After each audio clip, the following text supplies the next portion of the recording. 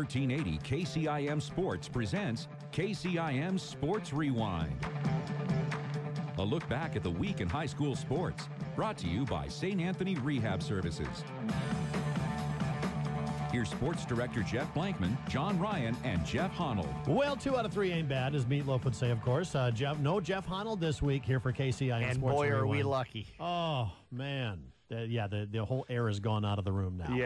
Yes, because I'll just put it to you this way. You got a trophy for being in first place. You can imagine what he's going to be wanting for being in first place after 4 days. I was going to say the big difference for anybody streaming us now online on KCIM, the difference between Jeff and I have a trophy. A trophy. Look at the size of this monster. It says 2019 March Madness Tournament Day 1 Bracket Leader. So I think it's time to recognize outstanding achievement when it is there. Well, it's so rare that somebody had to I'd like to thank Trophies Plus for, doing that for me. It's Jim Jensen out there. So awesome. That made my whole day when I walked in. A trophy moment for myself. So. Yeah, I came in this weekend and I saw it sitting on your desk and I went and looked at it and I just started laughing. Yeah, so did I. But we are talking the NCAA tournament today. We're going to be joined with Keith Wagner from IKM Manning coming up here in just a couple more minutes since, we really don't have any other sports to talk about. Yeah, one track meet. That's all we've had so far. Exactly. Yeah. I don't think we can stretch you could stretch it into a half an hour. I cannot stretch it into a half an hour. So we decided we called some of the coaches and talk about the NCAA tournament. We don't get a chance to talk to the coaches much on this show. Yep. We talk to a lot of the athletes, but yeah, coaches is something that we don't get an opportunity to get on very often, and luckily today we're going to be able to squeeze a couple of guys in. Yep, from IKM Manning, Keith Wagner going to be joining us here in just a little bit, but right now on the phone with us from the Coon Rapids Bear Crusaders, the boys basketball coach, 13, 14 years, Corey Meyer, is that right, Corey? Yeah, I think actually this is my 13th year, if my math is correct, but I'm not sure. Yeah, you've been working with Jeff Blankman for 13 years. Sorry, Corey. It's a daunting task, let me tell you. I believe that. I do believe that, actually. So we're talking about the NCAA tournament. But before we actually get into that, you are also a very close connection, the Corey Meyer coaching tree, shall we call it. Cole Corson played for you a while ago. He's now the girls basketball coach at Glidden Ralston. Doing great things up there. How does that make you feel as a coach? You've got former players out there doing good things on the coaching level. I think, first of all, it's awesome. Anytime that, I always stress to my players, get out there. If you have a passion about coaching or teaching, it's a great profession. And Cole's done an excellent job over there at Glidden. I mean, I think he coaches like 9 sports over there, so I don't know what he has for free time, but he's done an excellent job. He's got a great, basketball mind, great sports mind. He's an analytical guy, numbers. He's always crunching numbers and tweeting at the Athletic Association, the girls' union, everything else. Oh, yeah. But that guy, he lives and breathes it. He's done a great job, like you said, at Glidden Ralston, and he'll be a successful coach for a long time. Corey, do you ever try to tutor him some still today? You know what? We talk back and forth. He was actually a couple years ago when he was coaching over Glidden. He was actually a paraeducator over here, and so he was in my classroom a couple periods a day, and we would draw stuff up on the whiteboard, and we'd talk about certain sets or stuff like that. But yeah, like we share coaching DVDs, and we talk a couple times a week. We talk coaching stuff, and he shares stuff out with me, and I try to do the same thing with him. Yeah, he's a real active guy on Twitter, and so are you. You like to get in there and tweet. I love to follow games. I'll follow you on Twitter and wait for you to say something. Yeah, I don't have a lot of downtime, but like weekends, I like to watch the games, and then I got a lot of my coaching buddies are on Twitter, and we kind of give our couple words in every time, and it's fun really just to see what other coaches are thinking and matchups and those types of things. So it gives us something to do, I guess. Corey, where did your love of basketball and sports come from? I grew up in Palmer, Iowa, and I don't think there's probably a better high school basketball program, in the late 80s and 90s than that. And, Alden Skinner was an all-time great coach in Palmer, and I grew up watching Brian Pearson, who played for Iowa State, and Troy Skinner, who went on to play at University of Iowa, and then there was Greg Helmers, who went and played at Iowa. I think Palmer's like the size of, 350 people at the time, and they had 3 Division I players in a short period of time, which is just remarkable. And then, obviously, Mitch Osborne's my neighbor, so I grew up. I spent literally every day after school once school was over, I went over to Osborne's house, and Joel, his oldest son, was one of my best friends. I was a couple years older, but we spent a lot of time in the backyard playing sports and just learning the game of baseball and basketball and football from those people. So, I was around it all my time. My dad was a teacher, and so I hung out with coaches, and that's where I really grew that passion for it. Talk about small town coaching, because it's different than when you get to the bigger high schools, things like that. You seem to have a passion for Coon Rapids Bayard, and you love the area, and you're staying with it. I mean, sometimes I think it would be easy for you to move on. I think you've got a lot of opportunities out there. You've chosen to stay at Coon Rapids Bayard, though. Yeah, I think that's the one thing, John. Like, you grow up, you really get a connection with the kids. You get attached to the kids. There's been a couple different times where I explored my option, went out there and had a couple different job offers, but the bottom line is, it's a small school. You develop those relationships. You get to coach the brother of somebody or the cousin of somebody, or you get to have the kids that you had in the classroom as 5th and 6th graders now at juniors and seniors, and there's something said about that. And I just liked it. I like the small community stuff. Corey, you're a diehard Iowa State fan. Was there a certain basketball team, or maybe Coach Oler or something that when you were a kid that turned you into a Cyclone fan? Yeah, I remember watching Johnny Orr coach when I was young. I think late '80s. They played Iowa in a shootout, and that was the game where LaFesta Rhodes, I think, scored 55 or 56 points. My dad recorded it on VHS, and as a kid we used to watch it all the time, because Brian Pearson later on went out and played for Iowa State. But Johnny Orr I was a big fan of him. I loved the way he played. I don't know how he came from Michigan. I think he took Michigan to Elite 8 or Sweet 16, and he bolted for Iowa State, whose program at that time wasn't the best. And he did a great job of turning around that program.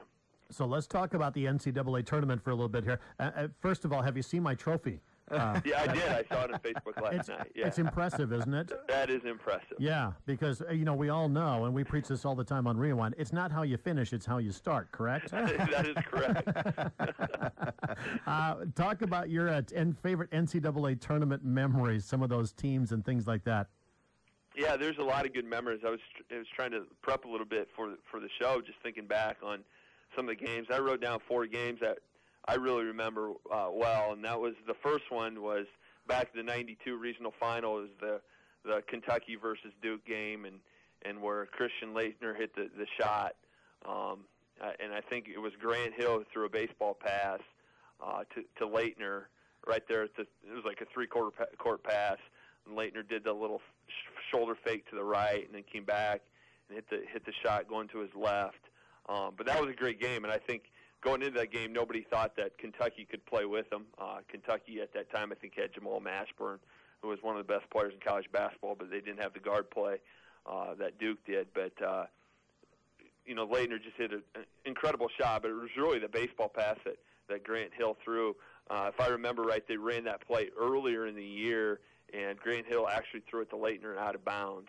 And Coach K asked him in the huddle, he's like, can you hit him in stride this time and get him right where he needs to be, right on the mark? And Grant Hill said he could, and they executed it to perfection. But that has to go down probably as one of the greatest shots in NCAA tournament history. Do you guys agree with that? I would, absolutely. I wish it would have been the other team hitting it, but yeah, I would. Was that the same game where Leitner stomped on the guy? Yeah, I think it was. The guy went down on the ground, he just put his foot over the top, and that was kind of where everybody started hating Christian Leitner. The T-shirts came out. And then ESPN did the I hate Christian Leitner 30 by 30. Yeah, they did. That's right. And there's a lot of discussion, or was back then, of whether or not Leitner should have even been in the game to take that last second shot after stomping on the guy's chest. That was that same game, though, right? Yes. I believe it was, So there's just something special about those first couple rounds of the NCAA tournament. You could sit there, you're a basketball fanatic. You could probably just sit there and watch it all day long. Oh, absolutely. I actually, last Friday, I took a personal day. Some of these guys take personal days. They want to go on vacations, and so I took it off just to watch it on my couch all day long. So I watched basketball from 11 o'clock till midnight that night. Which game stood out for you last Friday? The Iowa game, I liked the way Iowa played that early game. That was a fun game to watch. Of course, I'm a Cyclones fan, and stayed up late. Was that Friday night? That really wasn't that worth one. it. That was kind of disappointing. That was the thing tough. about that, there was just no flow to the game. They never got, I don't know. It seemed like there was never back-to-back possessions they scored. They'd come down and score, and then, they'd come down, miss a shot. There was just no flow to the game, so that was a tough one to watch. And how about the Iowa State women last night? Did you guys watch any of that game? I didn't get a chance to watch any of it, but was kind of shocked that they ended up losing that game. Yeah, and that was kind of one of those games, like, I didn't know who to pull for, being back from Pocahontas area with Ellie Ruffridge playing and knowing Mom and Dad pretty well. And so that was a tough game, and she came in and hit a couple big shots in the first quarter. So, but I kind of expected Iowa State women to pull that one off, but they didn't. How about some of your favorite players in college basketball? Who do you love to watch? Do you like to watch players, or do you like more to watch programs and teams? Obviously, Iowa State was important. I think the 2000 Michigan State game in Iowa State, and that was, I think, the regional final with Mateen Cleaves and Morris Peterson for Michigan State. And Iowa State had Pfizer and Tinsley and Michael Nurse, and that was the game where, if you remember, Eustace went crazy at the end. Yep. Went after the officials, and that was, I think that was my senior year. If I remember right, I watched that out of my grandparents' house. Who they live like a mile outside of town. I came back into Palmer and I got a speeding ticket coming into town, and my parents were not happy with me that night. But that was a great game. That was one of those games that really stood out to me. Being an avid Iowa State fan, anytime they make the tournament, you're glued to the TV. But one of the great ones I remember was the Valparaiso game where Bryce Drew hit the game-winning shot, and I think that game really changed the way coaches coach that last few seconds of the game. Because if you remember, Bryce Drew came down, missed a three the possession before. They go to foul. They fouled one of the Ole Miss's All-American, and he missed his first shot, and Bryce Drew's dad, Homer Drew, was the coach at that time, took a timeout to set up a play.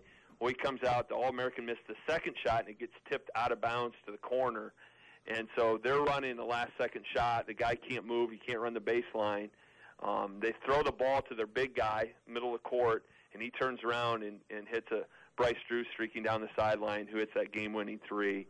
And from there on, I think every coach in America put in that play.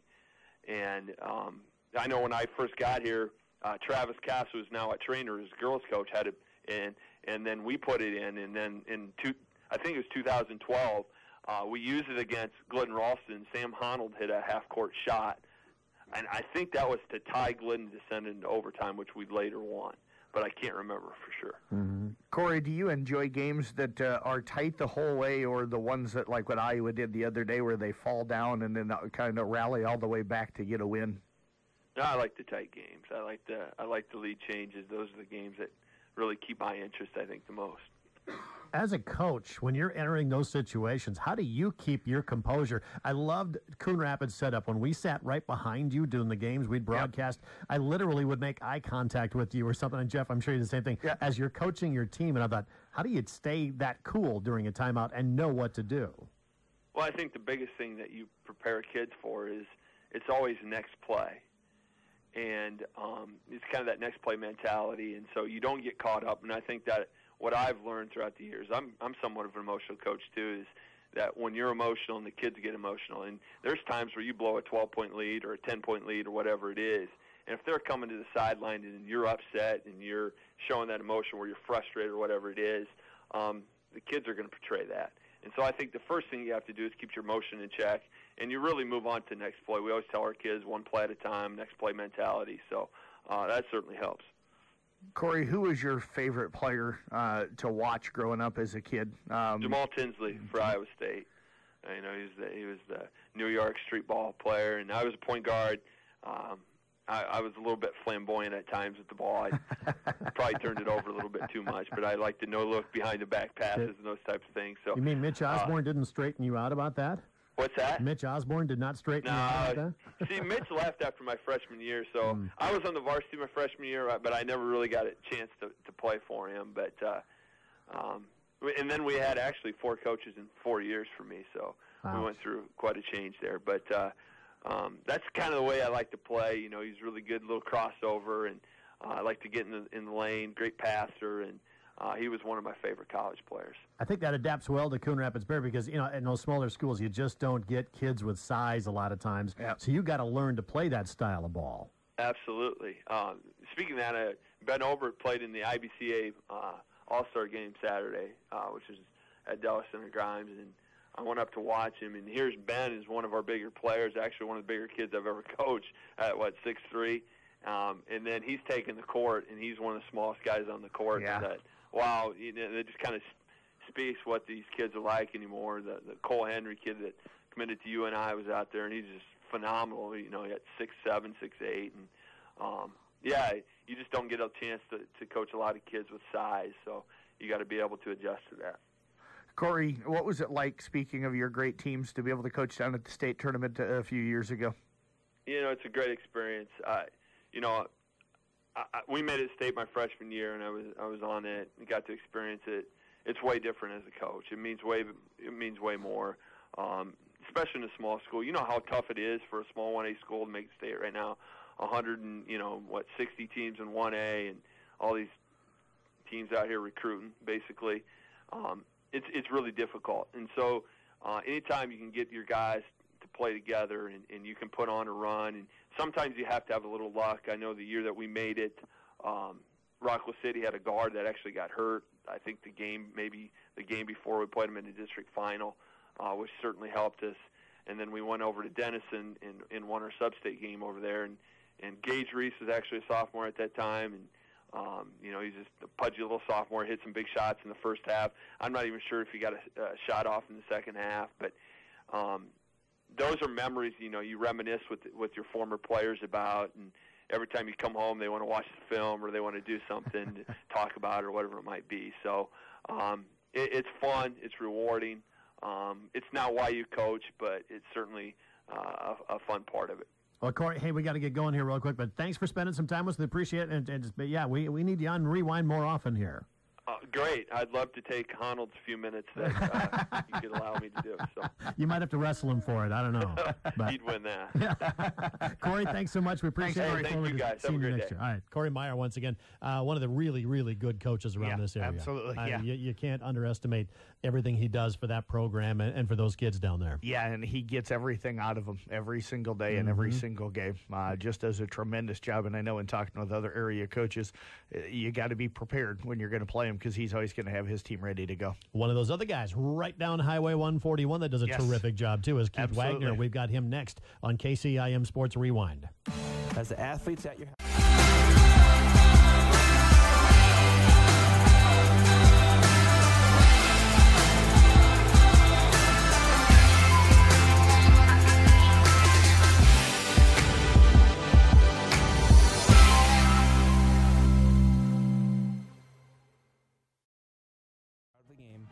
St. Anthony Rehabilitation Services at 794-5000 for sports injury and treatment rehab. Welcome back to KCIM Sports Rewind. John Ryan, Jeff Blankman. On the phone with us right now is the head coach of the IKM Manning Wolves. It is Keith Wagner. And, Coach, welcome to KCIM Sports Rewind. I'm sure quite an honor to make your debut here today, correct? Absolutely. Great to be on with you guys. Now, I got to give it to you, Jeff. You know this. I know this. This side of Tim Bell, nobody was more animated on the sidelines than Keith Wagner. You have a Keith Wagner story at all? I do. I think it kind of reminds me a little bit of Tim. It's the kicking, of the thing. I don't think that Coach has done that for a few years, but, usually you can tell when something doesn't go quite so well or he wants to get a point across because you hear the noise coming from the bench area. Yeah, all energy from this guy. And did you know it, Keith? I mean, are you aware that you guys are that expressful on the bench? Yeah, I've tried to calm it down a little bit the last couple of years. I know my shoes took a beating there for about a 5-year period. I know I got a new pair of shoes, so I know when I can feel it coming on. I've tried to stop it a couple times. I've got a little too obnoxious, but I guess that's just energy, I guess. Oh, yeah. You know what? It's entertaining. It's fun. And, boy, I know you just love it. I love working with those kids. I do. It's very enjoyable to see kids grow, not just basketball-wise, but hopefully mature as young adults, too. So that's just part of it. By the way, speaking of kids, how's your son doing? He is doing well. He just finished up his junior year at Simpson College. Had a really good season, and the team especially had a really good season. They were 16-10, advanced in the American Rivers Conference tournament, and ended up falling to Nebraska Wesleyan. But he got some honors. He was second-team All American Rivers Conference, so it went well for him and the team. And he's looking forward to his senior year down in Indianola. And really nice to see, transferred in last year. You could tell, kind of just trying to get comfortable with everything last year. This year seemed to more settled in. That was really great to see. Keith, we're talking tournament with you there. NCAA tournament, how the brackets looking for you right now? And a couple of them, they're not bad, and a couple of them, they're not good. I switched some things up. A couple of them I think are doing all right. I really like North Carolina and Kentucky just because their length and athleticism and obviously good players. But we'll see how that works in the Sweet 16 coming up here. But just really enjoyable stuff to watch, and the passion the kids play with, and they don't want to end their season. It's really entertaining and kind of inspirational to watch kids compete at such a high level. I'm always curious about how a coach watches like a tournament game, a college game. Do you sit there and think strategy along, or can you actually just sit and watch and relax and enjoy the game? I'm pretty good about just relaxing and enjoying the game, except I am pretty much a diehard Iowa Hawkeye fan. So when I was playing like yesterday, I get pretty intense with that game. But the rest of them, I'm pretty good. I can watch and stay pretty calm. Yesterday, I wasn't quite as calm, but it's really enjoyable to watch. And like I said, watching kids compete like that is really entertaining stuff. See, I have this mental image in my head of you at home. You have bleachers installed in your house. Is that how you watch the games? Well, I get pretty excited during certain games that I get up and walk around and might yell a few things out loud just for fun. But we call it basketball Tourette's at my house.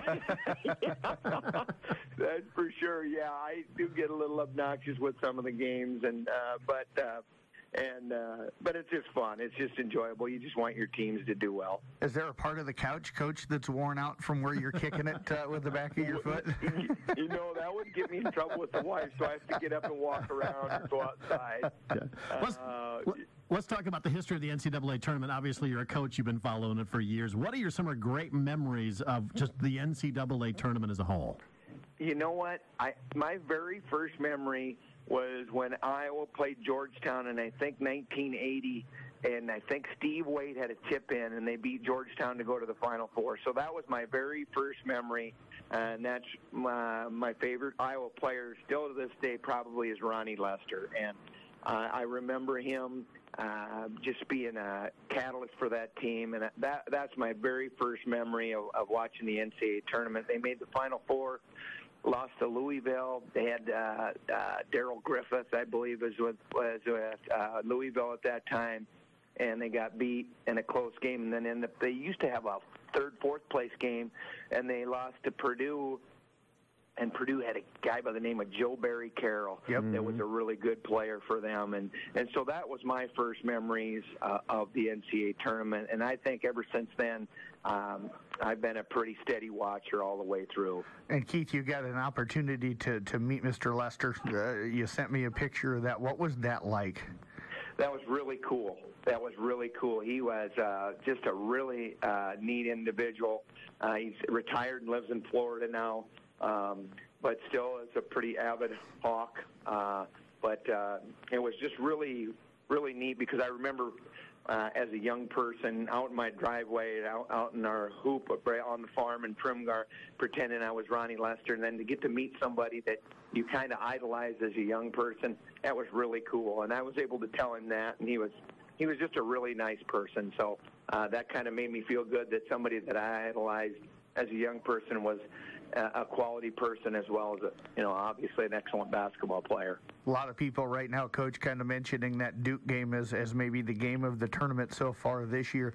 I look back over some of my youth, and I remember, I think it was Sleepy Williams, if I remember his name, from Georgetown, throwing it to North Carolina, at the end of the game. You had Chris Webber calling the timeout against Carolina, Jordan, Keith Smart hitting the game winner for Indiana. What are some other games that kind of jump out for you as memories of maybe an NCAA tournament game? You know what? I remember real clearly when NC State beat Houston. that long, I don't know, it was Derek Wittenberg maybe shot the long three-pointer about the half-court line, and Lorenzo Charles? Maybe that's, he got the tip in for NC State to win, and then I watched Jim Valvano run around the floor. I remember that really vividly, sitting in my living room. Another one is one you mentioned was when Chris Webber called that timeout. I remember watching that game, really quite, just remember sitting there watching that and just amazement and all the effort that, the Fab Five put into it, but Carolina was able to come out on top. So those are just some games right off the top of my head that I can think of, but it's just the excitement and passion that college kids have that you don't really see in the pro game. That's kind of interesting to me. Yeah. How about coaches? I mean, coaches make their careers in the tournaments. I mean, you're talking Krzyzewski and all those guys. Who are some of the coaches that you grew up thinking, man, I'm going to model my game a little bit after them? I don't know if there's exactly just one person that I grew up idolizing as far as a coach. I followed a lot of Iowa coaches just because they were my favorite team. I always liked Lute Olson. I thought Lute Olson was pretty cool, as a young person. I always liked Roy Williams too, of Carolina, Kansas. I thought he just, he took a lot of Iowa kids, but it was fun to watch him, and I still like to watch him coach and manage the game. I know he has really good athletes, and that makes you a better coach, but I kind of like Roy Williams too. So I'd say those two guys are guys that I really enjoy watching coach the game. Coach, is that team with Ronnie Lester that made the Final Four for Iowa, is that the best Iowa team you've seen, or do you look at maybe some of the B.J. Armstrong teams or some of those teams from that generation? Well, right when I was a junior and senior in high school, I went to the 1986, when I was a junior in high school. I went up to Minneapolis, and Iowa State was playing up there, and so was Iowa. And I remember going to that. It was the first two rounds, and Iowa State was there, and they had Jeff Greer, fantastic player. Jeff Hornacek was playing at that time. And then Iowa, a younger version of B.J. Armstrong, and they had Gary Wright, Al Lorenzen. Those teams were very athletic. I still think that team in 1980 was probably the best team. And partially, I think if Ronnie Lester doesn't get hurt, and have a bad knee, I think in 1980 they have a chance to win the national championship, but that's probably seen it through Hawkeye-colored glasses. But I think that was probably the best Iowa team that I remember watching. But there were some other good teams too, like in the 80s when George Raveling brought in all those players. Tom Davis did a nice job with them. I remember them losing to UNLV. They had a big lead. That was my senior year in high school, so that was 86, 87. 87, they won 30 games, and I really thought they were a Final Four team that year, but they couldn't get past UNLV, and I think Indiana ended up winning that Final Four that year in 87, and Iowa had beaten them pretty handily in Iowa City earlier that year. But I think those two teams in the mid-'80s, and then that 1980 team was really, really good. The other player on that team that I took a picture with this summer was Vince Brookins, and he was from Ohio, but he was a great player. And, I think if they would have had the three-point line back then, he would have made a few threes, too. So those are just some teams and guys that I remember watching. And probably have to blame my sister. She graduated from the University of Iowa in 1980, 81. So that was right when Hayden Fry got there for football, and then Lute Olson really had some good basketball teams as well. I tell you what, Coach, we tease you a little bit about the antics on the sidelines, but I tell you what, it's fun to watch your teams play. They play fundamental, great basketball. You have built a great program down there. We really, really respect you guys as a coach and as a program down there. Well, we appreciate you guys covering us and the quality men that you guys are and covering our teams. And we try to do things the right way. I mean, we have kids play hard, and we've been lucky over the years to have some really talented kids. and most of all, I think they were hard workers, and hopefully, when they left, they learned a few things, and they had a good time playing high school basketball. And Coach, when you do decide it's time to take a little bit of a break, or even on your nights off, color commentary seems to suit you well. So we look forward to more of those games too. Yeah, that was a good time. I really enjoyed that. I probably need to now. What I thought about afterward, I told my wife, I said, there's a lot of preparation into that. Those guys have to know the players and the stats, and to talk quickly. Sometimes I stumbled. I thought, uh-oh. And then there was one time I was talking, and you asked me for some commentary, and I said, nope, I think I'm good. And I thought I should have come up with something better than that. That's where you pull out the Bob Uecker line. He's not the best color guy in the league for nothing, folks. Coach, I know it. We appreciate you spending some time with us. We sure appreciate that, and we look forward to seeing you on the golf course this summertime, maybe. That sounds good. Well, thanks a lot, guys. Thanks, Keith. Keith Wagner, once again, with IKM Manning Wolves. A great guy, great coach, a great program. Absolutely. Always fun to talk to. He's always full of energy. Doesn't matter what time of the day, the night, he's always full of energy. Yeah, that's what you'll love to see. All right, more KCIM Sports Rewind coming up.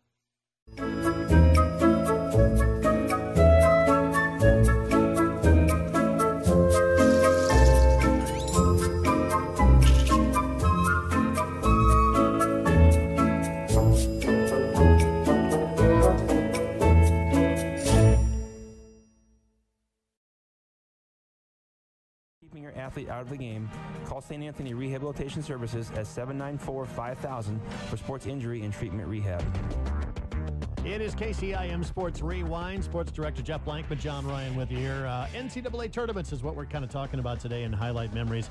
And I'm a little shocked nobody brought this up until you rudely pointed out that I'm old enough to remember this.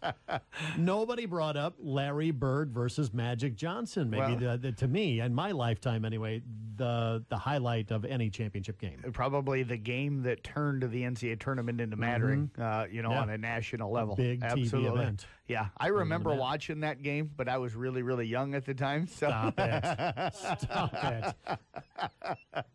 I need to remind you who's got the trophy here. That's true, but it was just the first day. First state champion, let's put it right. Absolutely. My other big memory for the NCAA tournament, this cracks me up, it was my first few months in radio. Okay. I've been in radio since 1988. Right. So I think it was... Hey, stop. Man, I never should have said that. It was Michigan, I think, playing in the Final Four. Yeah, okay. It was a game. So I'm working the midnight shift at KCCR in Pierce, South Dakota. Right. And I'm disc jockeying a program called Moon Glow. It's elevator music for people who can't sleep, apparently. Yeah. So it's getting late. And I'm listening down the line on the satellite feed to the NCAA basketball tournament game. And it's killing me not watching it. Right. So instead of playing Moon Glow, I potted up the game so I could hear it on the radio station. We were not allowed to carry it. We were not legal to carry the game, but I carried it till the end. Said, all right, well, for sports, we're just going to tune in here. And that's what I did, and nobody called. And nobody caught you. Apparently, I put everybody else to sleep with my elevator Moon Glow music. I can understand. Yeah. My memory is probably Danny and the Miracles, Kansas knocking off Oklahoma in the national championship game. And then, of course, probably Villanova's win against Georgetown when they were a heavy underdog, when you had the three teams from the Big East make the Final Four, with St. John's the other one. Those are some of my early memories, along with Michael Jordan hitting the game winner. How about Keith Smart from Indiana? In 87. But absolutely, that was a great team. Yeah, that was, I look back at some of those Syracuse teams, with Derek Coleman and, Dwayne the Pearl, and Monroe and all those guys. I mean, it was, I could literally sit back and probably fill a half an hour of just memories of games from the MCAA tournament and stuff. Yeah, and so, it's just a darn shame we don't have time to go over our standings, doesn't it? Yeah, no. Well, do we need to? Well, we can mention that Gene Rasmussen's in first place. Gene? We like Gene. Yeah, Gene's in first place. He's tied with the guy that's missing today. Yeah, Honnold in first place. Yeah, Honnold and Gene tied for first. Dan Cook's in third. All right, coaches out there, what is wrong with us? Yes. There's something wrong when Honnold's sitting in first place. I know. Because he's never played the game before. He's a wrestler, people. Yeah, he's a wrestler. He grew up wrestling, yeah. And Keith Wagner's in fourth. He joined us today. Caitlin Christensen is in fifth place. Got Lonnie Miller and Randy Beeson tied for 6th. Todd Bontrager, Chris Stimson, Matt Wilkin, last year's champion, and John are tied for 8th. Coach Wilkin, when he turned in his sheet, said, here's this year's winner. So, the fact that he's in 8th place, not looking real good right now. Myself, Darren Miller, Cole Corson, and Corey Meyer, those two still kind of together. They're tied for 12th. Nick Brinks is in 16th. Eric Francis, Tyler Shipley, Nathan Cones, Kevin Potoff tied for 17th. Got Tom Hawkap and John Minahan, who's in some serious trouble. They're tied for 21st. Clive Clark is 23rd. And Nate Wall right now bringing up the basement. He is the guy that is currently in last place. So. Really? Our co-coach of the year for the Rewind team? Nate, get it together. He must spend too much time breaking down high school film and not watch any college. Apparently. Yeah. He's too studious for us. Yes. But Minahan in trouble. Lost Iowa State as his champion and Kansas State out of the Final Four. So he's kind of the guy right now. He doesn't have a trophy. We might have to get him a trophy for last place. We'll work on that. Yes. All right, that's KCIM Sports Rewind. Catch a podcast anytime at carrollbroadcasting.com. When you need to know.